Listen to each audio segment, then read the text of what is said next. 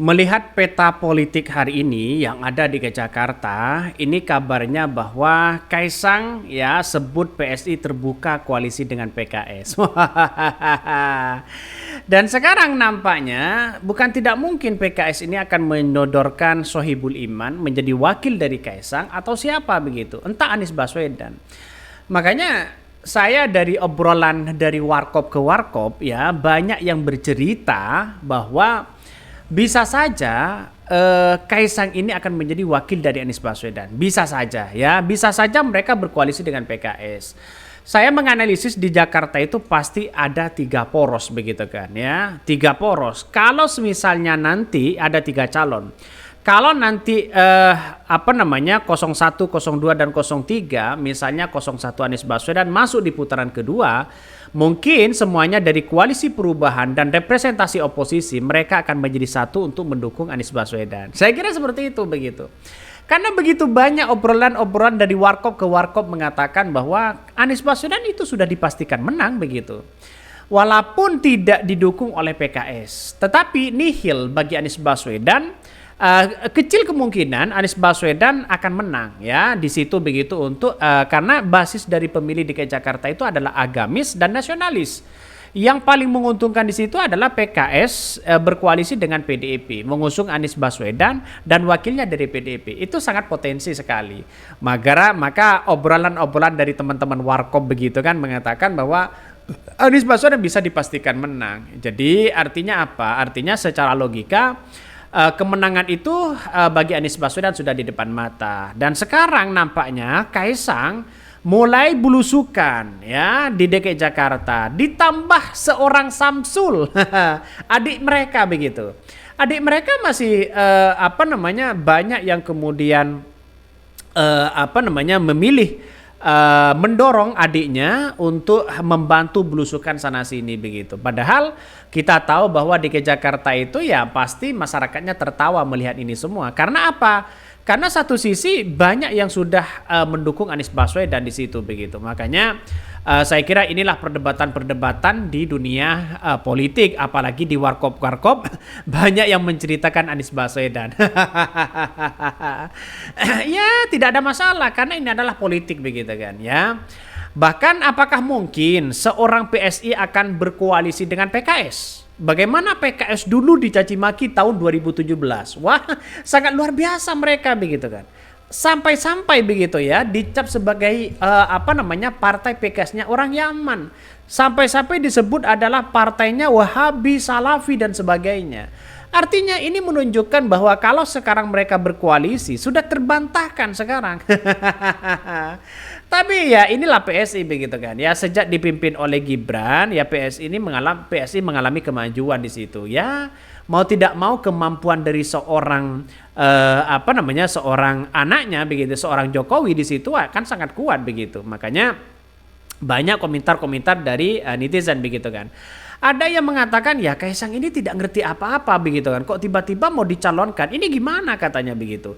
Ini banyak sekali komentar-komentar seperti itu. Apalagi sekarang ini ya dari netizen banyak yang mengatakan ya kalau tidak punya pengalaman apa-apa ngapain begitu kan.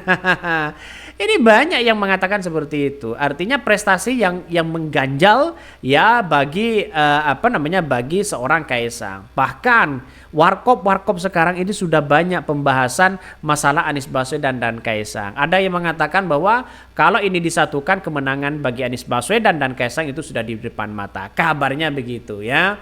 Tapi kita tunggu saja begitu. Tunggu saja karena PKS dan PDIP ini kekuatannya sangat luar biasa di DKI Jakarta. Jangan heran di situ begitu.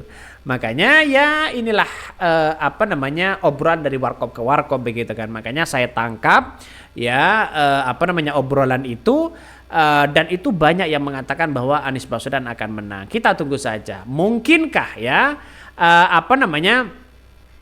seorang Kaisang akan memenangkan kontestasi ini? Kita tunggu saja. Ini Kaisang sebut PSI terbuka koalisi dengan PKS di Jakarta.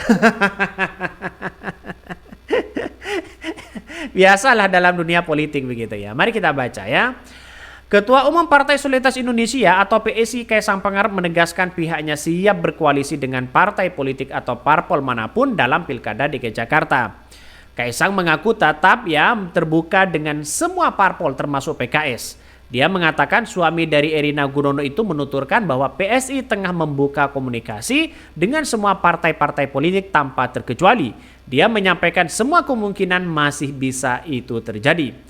Bahkan mereka mengatakan nama Kaisang juga belakangan ini disebut-sebut punya elektabilitas tinggi di bursa Pilgub Jawa Tengah. Namun dia juga diprediksi punya kans besar maju di Pilgub DKI Jakarta. Ya, efek Jokowi itu sangat tinggi sekali begitu kan. Makanya kita lihat saja efek Jokowinya saja itu luar biasa di situ begitu. Artinya apa? Artinya bukan tidak mungkin cawi-cawi seorang Jokowi itu pasti ada begitu. Pasti ada di situ ya. Masyarakat lihat saja nanti apakah memang nuansanya seperti itu atau bagaimana begitu. Makanya saya pribadi berasumsi kalau benar-benar ini ada nuansa-nuansa seperti itu, kelihatannya si Kaisang nampaknya begitu kan ya, nampaknya ya mereka akan maju di Pilgub DKI Jakarta. Ini tidak menutup kemungkinan begitu kan ya, tidak menutup kemungkinan. Karena dengan adanya seperti ini politik kita kan tidak menentu begitu kan. Bukan tidak mungkin ya, bukan tidak mungkin. Dalam dunia politik itu ada pro dan ada kontra, biasalah. Ini padahal ya si Kaisang ini sudah didampingi oleh Banser dan sebagainya begitu kan. Mari kita lanjutkan ini ya. Jalan satu-satunya efek Jokowi itu sangat keras, sangat kuat begitu ya. Bahkan dia mengatakan ya elektabilitas Kaisang yang tinggi di Jawa Tengah lantas membuat PDIP Perjuangan mempertimbangkan untuk diusung Pilgub mendatang. Kaisang merasa bersyukur jika PDIP berjuang mempertimbangkannya. Ya nggak apa-apa katanya begitu kan ya. Balik kita harus tahu bahwa Jawa Tengah ini adalah salah satu provinsi terbesar di Indonesia. Saya rasa Jawa Tengah ini punya masalah yang cukup kompleks di situ. Makanya dengan adanya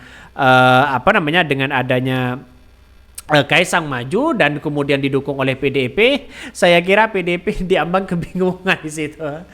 Dari obrolan dari warkop ke warkop dia mengatakan PDIP rasanya blunder mereka begitu kalau mengusung Kaisang begitu kan ya, karena apakah tidak kapok begitu di 2024, apakah tidak pernah belajar ya kepada Gibran di situ begitu kan.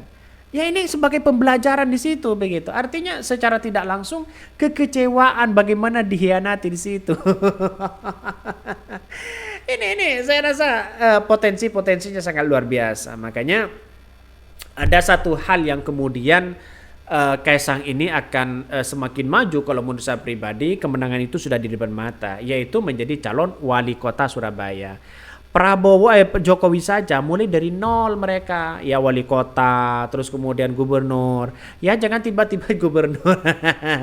mungkin ya kalau Gibran itu wali kota langsung menjadi wakil presiden, mungkin kalau Kaisang gubernur langsung menjadi presiden nantinya, mungkin seperti itu begitu.